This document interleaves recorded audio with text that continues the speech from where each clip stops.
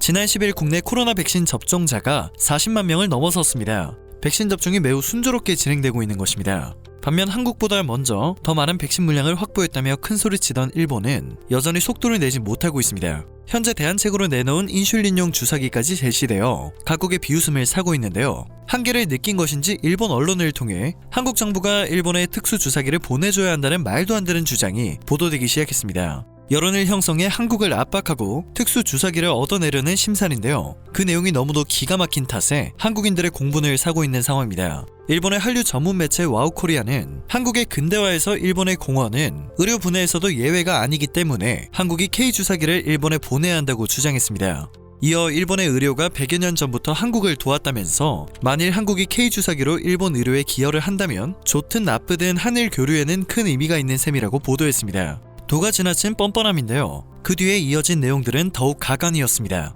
일본이 과거 한국에 어떤 의료 혜택을 베풀었는지 구차하게 구구절절 설명을 하며 강조를 하고 있었기 때문입니다. 매체는 1877년 일본 외무성이 지금 부산에 재생의원을 설립했고 그해 조선인 2,500여 명이 그 의원을 이용했다면서 일본인 전용 병원인데 조선인들도 이용을 했으니 조선의 의료에도 크게 기여를 한 꼴이라고 설명했습니다. 또한 천연두 퇴치의 아버지로 불리는 지석영이 종두 접종법을 배운 곳도 재생의원이고 명성황후의 조카 민영익이 미국 선교사 의사와 일본인 의사의 외과 수술로 목숨을 건진 덕분에 1885년 조선 최초의 국립현대의료기관인 제중원이 설립됐다고 주장했습니다. 매체는 이러한 사례를 들어가며 일본 덕에 근대화의 세례를 받은 한국의 의료기술이 현재 눈부시게 발전할 수 있었다며 마치 LDS 주사기와 같은 한국 기술의 결실마저 자신들의 공이 있었기 때문이라는 듯 표현했습니다. 대단한 착각의 내용도 사실인 것처럼 표현되어 있었습니다. 한국의 반일 세력처럼 일본이 한국에 기여했던 것을 모두 부정하려는 움직임도 있지만 똑똑한 한국인들은 일본이 한국에 기여한 것을 알면서도 말하지 못하고 있다고 설명을 한 것입니다. 기사의 마지막에는 한국 정부가 LDS 주사기를 일본에 보내고 스가 총리가 일본에 남는 백신을 한국에 보내는 것은 어떨까 싶다는 의견이 또 한 번 강조되어 있었습니다.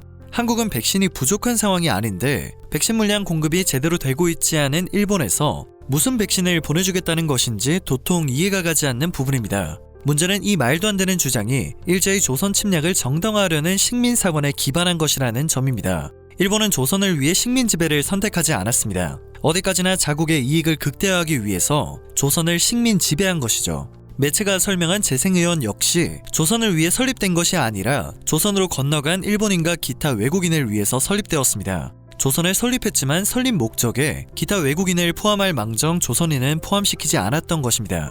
기사에서는 조선인을 치료해 주었다며 일종의 생색을 찾아볼 수도 있었는데요.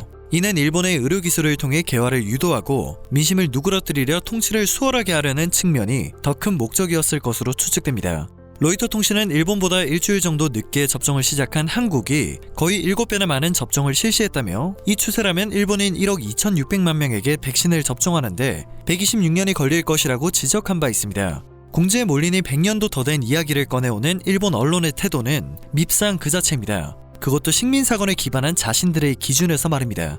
조금 우스운 것은 이에 대한 일본인들의 반응입니다. 해당 기사의 일본 네티즌들은 우리도 7회 접종할 수 있는 주사기를 만들었으므로 필요가 없다. 일본 국민들은 전혀 기대하지 않는다. 사용하고 난 주사기를 줄 수 있으니 일본에 주지 마라와 같은 반응을 보이고 있었습니다. 떡줄 사람은 생각도 없는데 김치국을 제대로 마시고 있는 모습에 놀랐고 인슐린용 주사기에 만족하는 듯한 반응에 또 한 번 놀랄 수밖에 없었습니다. 이전 영상에서 전해드린 것처럼 인슐린용 주사기는 보통 피하 지방층에 맞는 피하 주사에 사용되기 때문에 코로나 백신과 같은 근육 주사에 사용되는 제품과 비교하면 바늘 길이가 절반 정도에 불과합니다.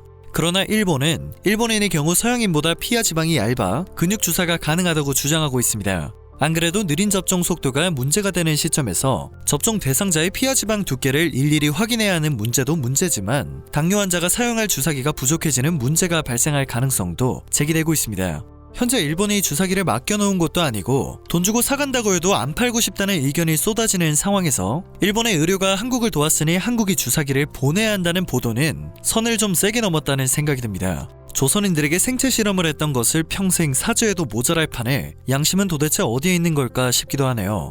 주장하는 건 그들의 자유지만 무식에는 정도가 있지 않을까요? 오늘 전해드릴 소식은 여기까지입니다. 영상이 정보가 되셨다면 그것만으로도 감사드립니다. 늘 정확한 정보를 전하는 로버튜브 되겠습니다.